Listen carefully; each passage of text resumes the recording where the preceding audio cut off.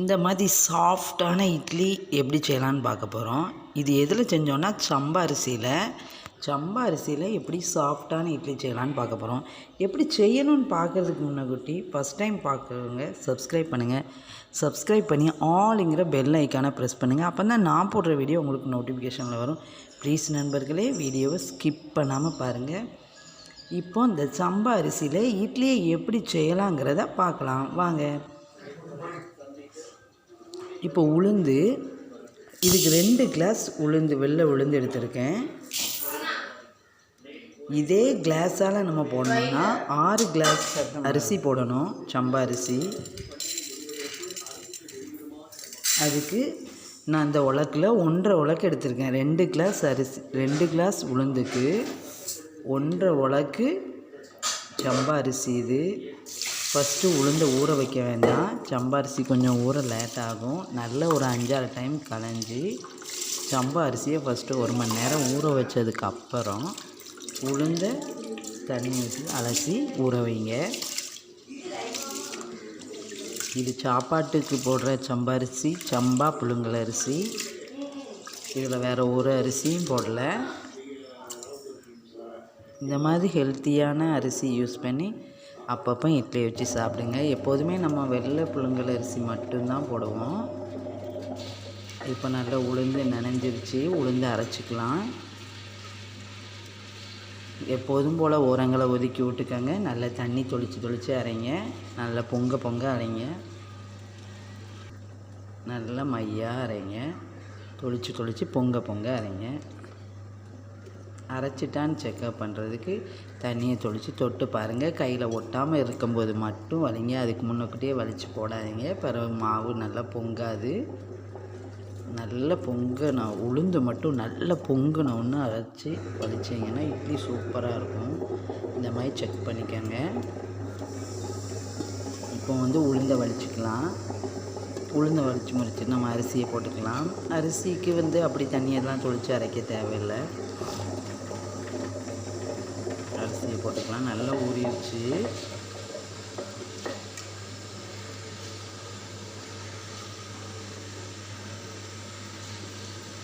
இது நல்லா தண்ணியை தொளிச்சுலாம் அரைக்க வேண்டாம். தேவையான அளவு தண்ணி ஊற்றிட்டு சிந்தாத அளவுக்கு நல்லா கட்டியாக தண்ணி ஊற்றி அரைச்சிக்கலாம்.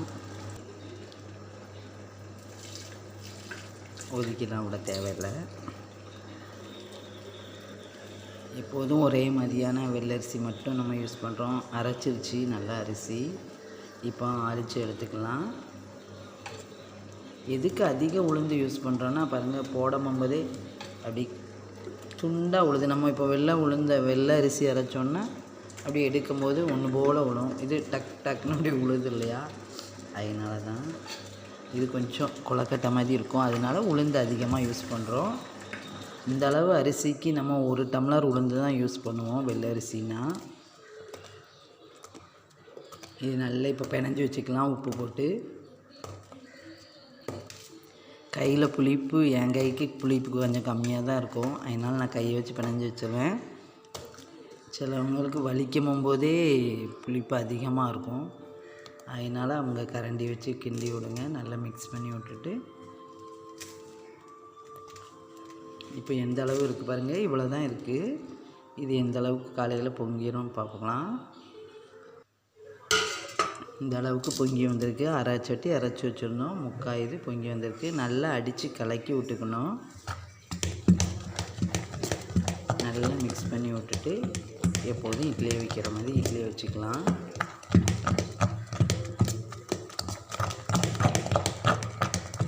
நம்ம கிண்டி விடும்போதே குறைஞ்சிரும்.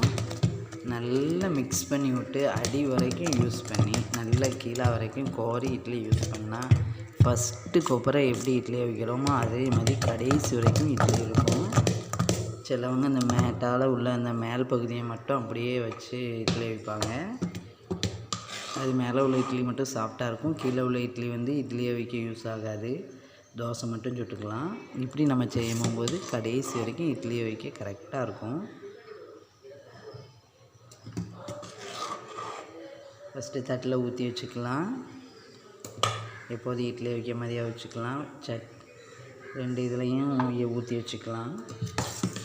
நல்லா சாஃப்டாக இருக்கும். ரெகுலராக செய்யும்போது வெள்ளரிசி செஞ்சுக்கலாம். எப்போமாச்சும் சாப்பிட்ணுன்னு ஆசைப்படணும் ஹெல்த்தியாக சாப்பிடும்போது அப்பப்போ இதை செஞ்சு சாப்பிடுங்க. சட்டி நல்லா காஞ்சிருச்சு. இப்போ கரெக்டாக 2 இட்லிக்கும் நடுவில் வச்சோம்னா அந்த தண்ணி வேகாது. இட்லியில் கீழே உள்ள இட்லியில் அப்படியே தண்ணி மாதிரி இருக்காது. அதனால தான் கரெக்டாக 2 இட்லிக்கு நடுவில் வைக்கணும். இப்போ மூடி வச்சு அவிச்சிக்கலாம்.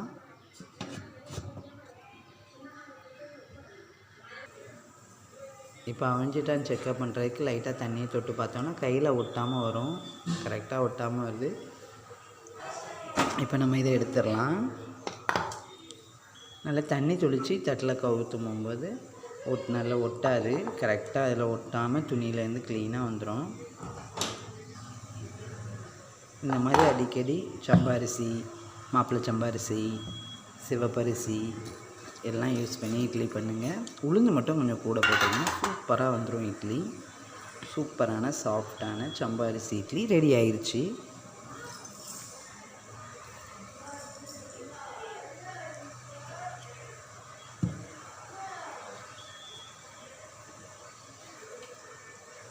இதே மாதிரி எல்லா இட்லியும் வச்சுக்கலாம்.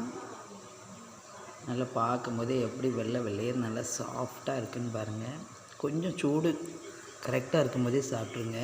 ரொம்ப ஆறணுன்னு சாப்பிடாதீங்க. சூப்பரான சம்பரிசி இட்லி ரெடி ஆயிடுச்சு. எப்படி நல்லா சாஃப்டாக பஞ்ச் மாதிரி இருக்குதுன்னு பாருங்கள்.